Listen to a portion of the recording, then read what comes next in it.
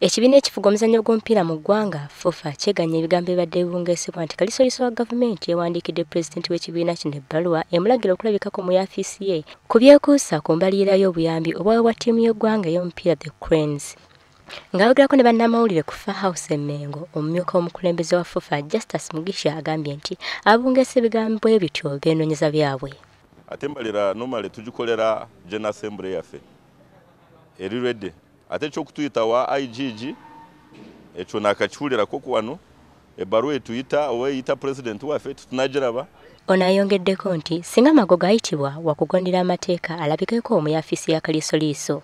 Ate ku by'embalirira Mugisha agambye nti bakulaga embalirira y'emyezi 18 ku nkomerero y'omwaka gwabwe ogw'ebyensimbi. But obutugiraba oba banatuyita tujja kugenda tewali ekitasobola kusoborora ku accountability yaffe. FUFA eteeseteese olukiiko lwayo olw'omulundi ogw'ekyenda mu egumu ku nkomerero ya wiiki eno okuva nga 26 okutuusa nga 27 e Soroti, ng'omukulembeze w'eggwanga Yoweri Kaguta Museveni ye mugenyi omukulu. Assembly ejja kubeerawo ku Sande singa waliwo memba wonna members baffe bonna babeera represented mu Assembly. Singa waliwo memba wonna alaba nti eyo alina question yonna ku accountability yaffe asobola kukireeta mu General Assembly eriko ku Sande.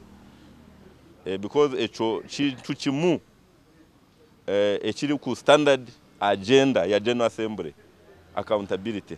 Ku nsonga y'abazannyi ba Vipers abagiddwa ku license olw'okujemera okwegatta ku Cranes ng'egenda e Masindi, ategeezezza nti ensonga ziri mu kakiiko akakwasisa empisa.